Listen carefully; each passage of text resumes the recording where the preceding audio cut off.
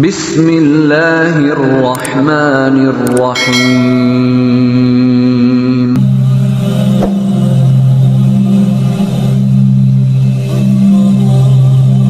Bismillahirrahmanirrahim. Assalamualaikum warahmatullahi wabarakatuh. Bersyukur kepada Allah dengan mengucapkan alhamdulillah. Bersalawat kepada Rasulullah sallallahu alaihi wasallam dengan mengucapkan Allahumma sholli ala syadina Muhammad wa ala ali syadina Muhammad. Sahabat channel Cahaya Al-Qud yang mulia dan dicintai Allah, semoga Anda selalu dalam keberkahan, nikmat rezeki dan kesehatan. Amin ya robbal alamin. Saudara-saudariku, para pemirsa channel Cahaya Al-Qud yang mulia, pada perjumpaan kita kali ini, kita akan membahas mengenai wajib tahu, jangan sampai putus tahajud 40 hari berturut-turut. Ada rahasia besar di dalamnya. Saudara-saudariku yang mulia, seberapa istimewa amalan sholat tahajud selama 40 hari? Nah, saudara-saudariku yang mulia, ketika Allah memerintahkan agar bangun malam atau sholat tahajud, Nabi Muhammad menggembleng sahabatnya selama setahun untuk melakukan sholat tahajud. Semua sahabatnya bangun malam guna sholat tahajud. Perlunya sholat tahajud setiap malam, jangan sampai putus. Selama 40 hari hendaknya jangan putus sholat tahajud. Setelah itu tingkatkan selama 120 hari, jangan putus sholat tahajud. Usahakan jangan putus sholat tahajudnya. Apalagi sholat fardu berjamaah, jangan sampai putus. Nanti rasakan bedanya. Bandingkan kalau tidak putus sholat tahajud selama setahun. Mari kita melihat hubungan antara sholat tahajud dan waktu 40 hari. Sholat tahajud selama 40 hari. Yang perlu ditekankan adalah tujuan sholat tahajud bukan hanya amalan yang cukup dilakukan dalam 40 hari, namun apa yang kita dapatkan manfaat luar biasa setelah dilakukan selama 40 hari. Angka 40 adalah bilangan yang sangat populer dalam sebuah proses pencapaian, baik agama maupun budaya. Dalam kepopulerannya, kiranya angka 40 merujuk pada makna kematangan. Melihat dalam proses penciptaan seorang manusia bahwa ia diciptakan dalam 3 fase, yaitu 1. Fase nuftah selama 40 hari, 2. Fase alaqah selama 40 hari, dan 3. Fase mudghah selama 40 hari. Kemudian Allah memerintahkan malaikat meniupkan ruh padanya. Kita bisa melihat dalam proses tersebut bahwa kurun waktu 40 hari adalah lamanya sebuah proses yang dibutuhkan untuk mencapai sebuah kematangan. Tentu proses untuk setiap masalah akan berbeda, namun waktu pematangan dalam proses, beberapa ahli mengatakan bahwa angka 40 bisa diartikan sebagai waktu pengujian dan pemurnian atau periode pembaharuan. Artinya, apa yang telah dilakukan selama 40 hari berarti telah melewati waktu uji hingga terjadi hasil dari pembaruan dan pemurnian. Dalam usia 40 tahun di dalam agama Islam dinilai sebagai masa keemasan manusia dalam menapaki hidup. Di usia tersebut, manusia dinilai telah mencapai kematangan baik dalam bertindak, bersikap maupun berpikir.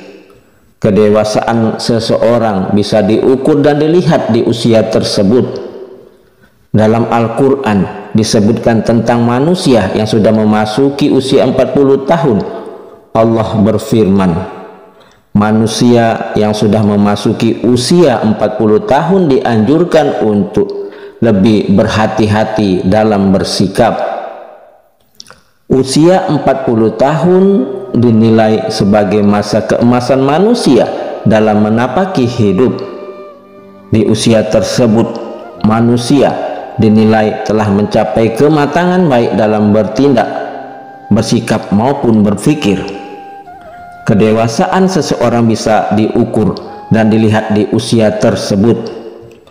Dalam Al-Quran disebutkan tentang manusia yang sudah memasuki usia 40 tahun.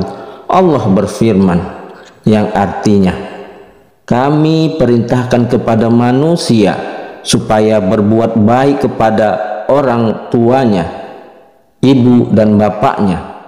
Ibunya mengandungnya dengan susah payah dan melahirkannya dengan susah payah pula. Mengandungnya sampai menyapihnya adalah 30 bulan, sehingga apabila dia telah dewasa dan umurnya sampai 40 tahun ia berdoa, ya Tuhanku, tunjukilah aku untuk mensyukuri nikmat Engkau yang telah Engkau berikan kepadaku dan kepada ibu bapakku, dan supaya aku dapat berbuat amal yang soleh yang Engkau ridhoi. Berilah kebaikan kepadaku dengan memberi kebaikan kepada anak cucuku. Sesungguhnya aku bertobat kepada Engkau dan sesungguhnya aku termasuk orang-orang yang berserah diri. Quran surat Al-Ahqaf ayat 15. Saudara-saudariku yang mulia, Mufasir Ibnu Katsir dalam tafsirnya menjelaskan, menurut suatu pendapat, biasanya seseorang tidak berubah lagi dari kebiasaan yang dilakukannya bila mencapai usia 40 tahun. Jika berubah baik, maka baiklah dirinya. Jika masih terus berbuat dosa, berat untuk menjadi baik kecuali atas kehendak Allah Subhanahu wa ta'ala. Melihat makna waktu pengujian, untuk angka 40 kita bisa lihat melalui kejadian Allah ketika mengangkat para nabi dan rasulnya. Para nabi dan rasulnya diangkat kebanyakan pada usia 40 tahun, seperti kenabian dan kerasulan Nabi Muhammad, Nabi Musa dan lainnya alaihim al-salatu wa al-salam. Mengutip dari Imam Al-Syaukani rahimahumullah, beliau berkata, para ahli tafsir berkata bahwa Allah Ta'ala tidak mengutus seorang nabi kecuali jika telah mencapai umur 40 tahun. Tafsir Fathul Qadir. Saudara-saudariku yang mulia, keutamaan 40 hari, keikhlasan yang hakiki pada seseorang ketika melakukan sebuah amalan, terutama sholat tahajud selama 40 hari, akan muncul bagi dirinya cahaya hikmah memancar dalam hatinya dan kebijaksanaan pada lisannya. Umar bin Khattab pernah bertanya kepada seseorang tentang ibadahnya, berapa lama Anda menekuninya? Lalu jawab orang itu, selama 30 hari. Lalu Umar bin Khattab berkata, mengapa Anda tidak menekuninya selama 40 hari? Rasulullah Sallallahu Alaihi Wasallam bersabda, tidak ada seorang hamba yang ikhlas mengerjakan amalan karena Allah selama 40 hari, kecuali akan muncul pancaran nur-nur hikmah dari hati sampai ke lisannya. Hadis riwayat Ibnul Adi dan Ibnul Zuzi dari Abi Musa al-Ash'ari. Apa yang didapat dengan amalan sholat tahajud selama 40 hari? Setelah seseorang melakukan amalan sholat tahajud selama 40 hari berturut-turut, ia telah melewati masa tempuh dalam waktu pengujian. Secara otomatis dia akan mendapat hasil pembaharuan dan pemurnian bagi dirinya.